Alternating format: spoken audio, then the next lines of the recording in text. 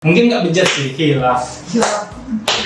Ready lah ambil luar nikah, habis itu kening kan, cari duit aborsi. Yang ngajarnya tuh secara bertahap. Misalnya dari umur 4 tahun dulu, orang tua bilang, nak kalau misalnya ada orang yang mau apa jangan ya gitu. Kan kadang anak-anak kecil kali itu mah ada nonton YouTube dia, ada TikTok kayak gitu kan. Di mana titik enaknya gitu? Dampak bagi yang hamil di luar nikah, jelas malu kan, keluarganya jadi malu.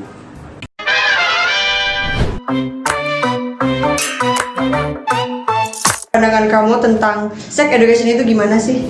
Kalau menurut Ola tentang sex education itu zaman sekarang itu udah harus diterapin pada anak usia dini, karena sex education tuh harus diajarkan pada anak-anak karena pertumbuhan mereka kan ada tahap-tahapnya, jadi disesuaikan dengan tahap pembelajaran yang mana dulu yang harus diketahui oleh anak tersebut gitu. Tentang sex education itu sih penting karena kenapa di era zaman sekarang itu kan kayak pornografi, TikTok yang cenderung dengan pakaian yang minim terbuka gitu kan, yang bisa diakses oleh semua usia tanpa memandang umur, karena sekarang anak kecil juga udah banyak megang gadget. Sangat perlu. Itu pilihan mereka, terserah mereka asal mereka mengenal saya. Yang penting kita udah memberitahu seharusnya tidak dilakukan seperti itu loh. Kita harus melalui jenjang-jenjangnya. Perlu sekali. Seks itu pilihan kan. Sex education tuh perlu karena kan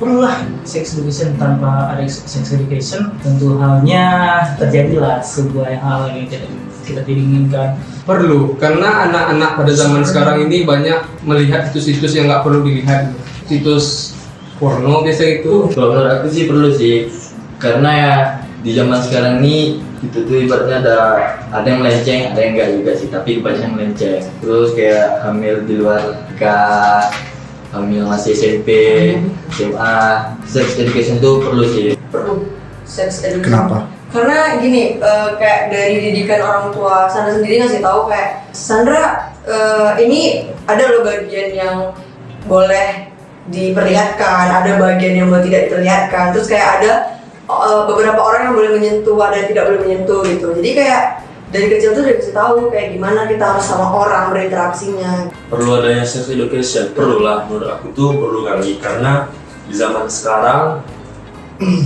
mengenai tentang seks atau tentang pornografi itu gampang di-share oleh anak usia kecil maupun besar. Jadi sejak dini lah, sejak kalau bisa balik perlu. Seharusnya nih, mulai dari kapan sex edu itu diterapkan pada anak-anak? Gimana caranya? Sejak dini. Bagusnya sih setelah akil balik atau bisa SMP lah untuk laki-laki, dan SD, SMP juga bisa untuk perempuan. Kalau menurut aku sih SMP sih. Masa puber lah, mungkin untuk SD, enggak, SMP. Yang kita ketahui kan sebaiknya nih ya pribadi nih, untuk seks tuh seharusnya dari orang tua tuh harus mengajarkan. Awalnya ya ketika masih SMP lah kan. dari SD lah, dari usia dini. Pokoknya saat kita ada, kan kadang anak-anak kecil kali itu mah ada nonton YouTube dia, ada TikTok kayak gitu kan.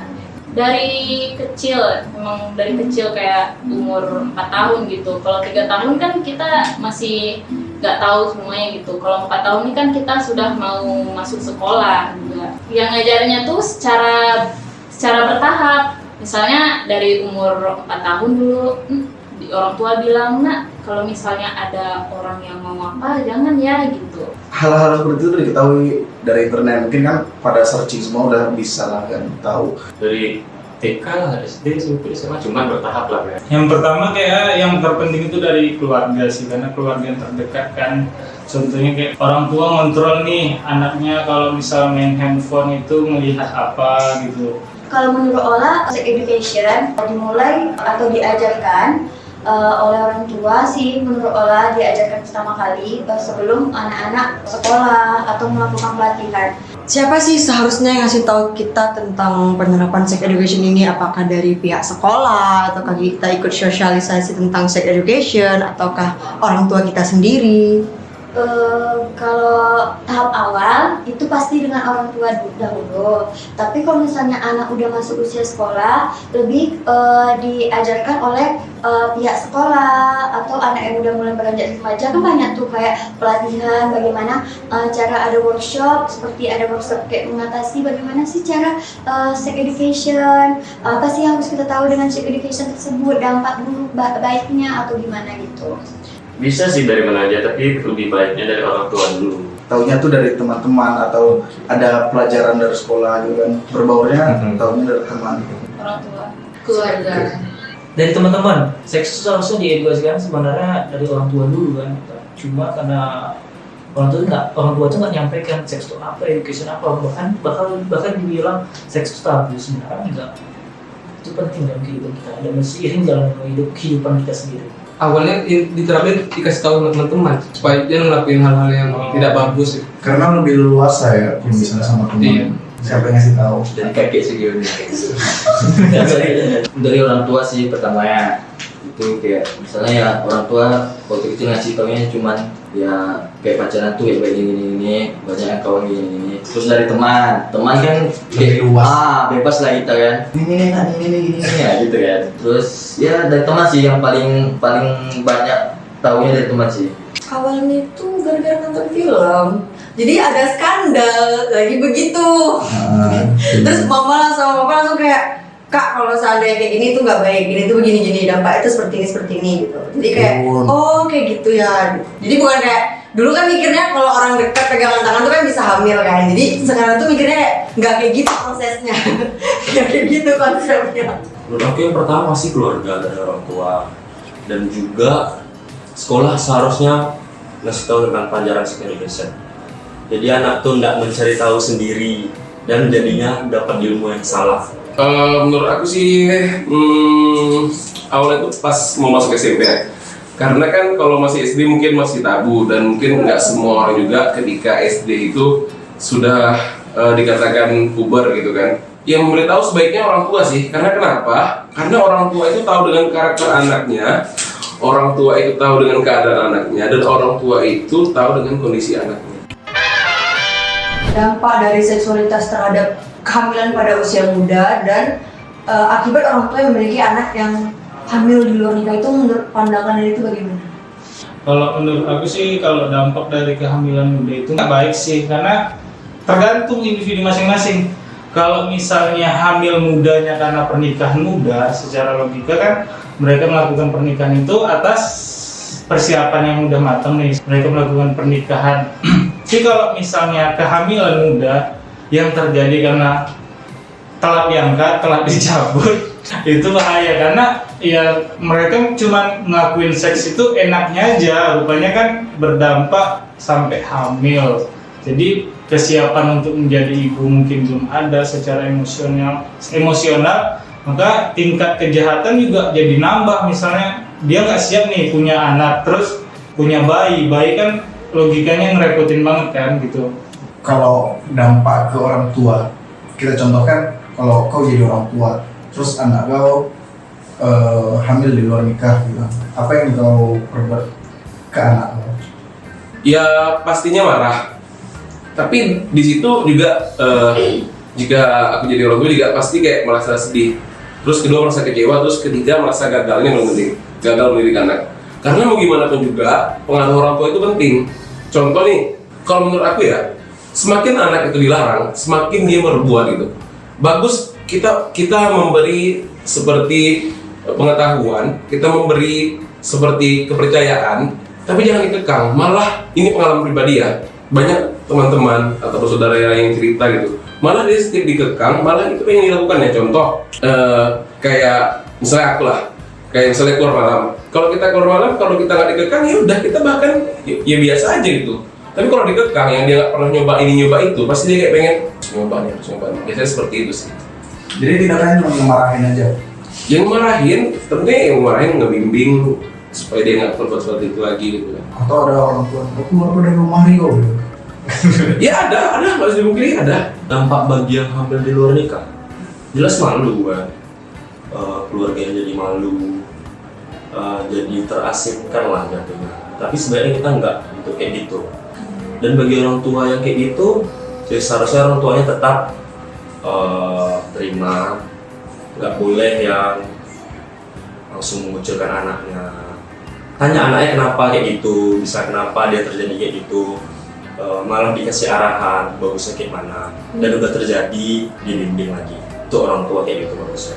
Nah itu kan tadi dampaknya ada dampak untuk perempuannya kan, dia jadi malu, dikucilkan dari keluarganya. Kalau dampak untuk si cowoknya yang menghamili, kalau misalnya anak ini contoh tidak punya anaknya cowok gitu, apa yang dia lakukan? Harus menyuruh dia bertanggung jawab, apa yang udah diperbuatnya bertanggung jawab.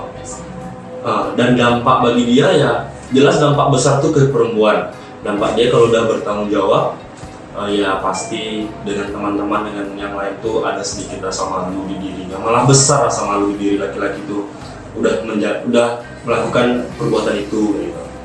Terus juga yang untuk yang dewasa ya harus tanggung jawab gitu kan, berani berbuat, berani bertanggung jawab gitu. Apalagi seorang cowok gitu kan, dia masa berani berbuat tapi nggak mau bertanggung jawab gitu. Kayaknya itu bukan suatu solusi kalau misalkan dia nggak punya tanggung jawab gitu.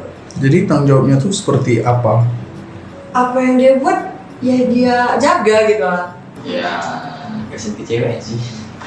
Itu susah. Hasilnya ke ceweknya ya? Iya, Cowoknya nggak ada. cowoknya kesalahan tak terus. Kalau dampak dari orang tuanya gitu, orang tua memiliki anak ngambil nikah, atau anaknya bermasalah gitu, anak cowok kau ngambilin orang gimana gitu? Terserah dia sih, kalau misalnya dia besar, dia udah tahu batasannya.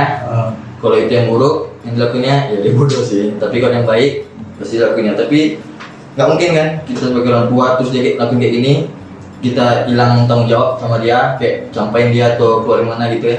Nggak mungkin. Jadi intinya kalau dia misalnya lakukan itu ya tanggung jawab aja gitu.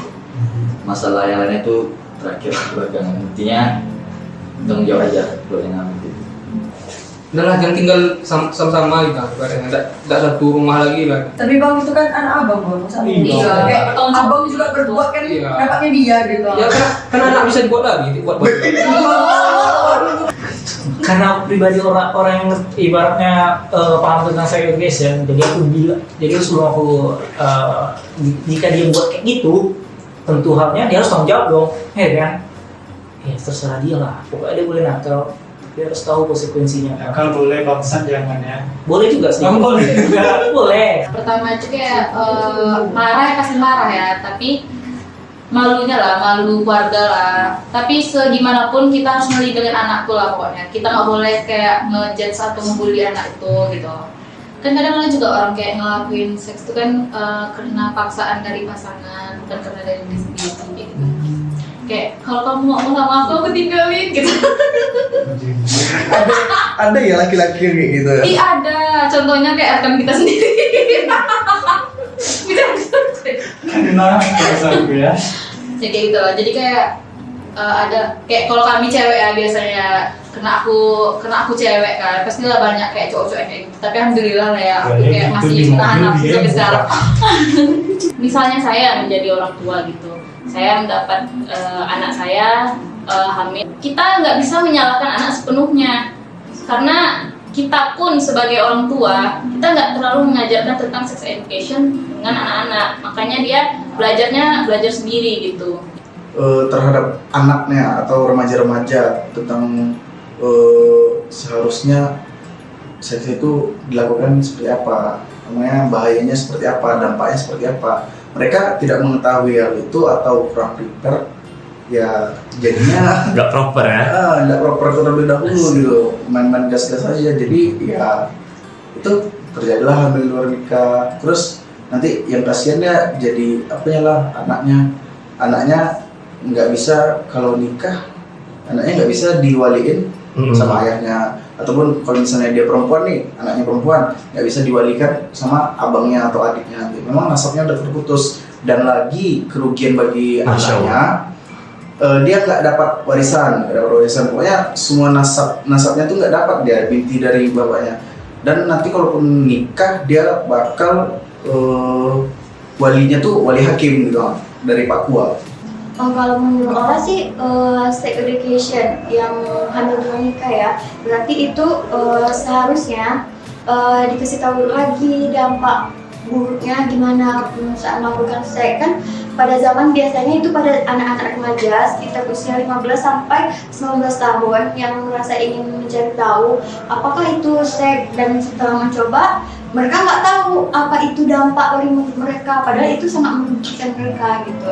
Jadi kepada orang tua harus lebih diajari dengan tahap-tahap Pengenalan. ya, pengenalan bagaimana sih sex education itu gitu.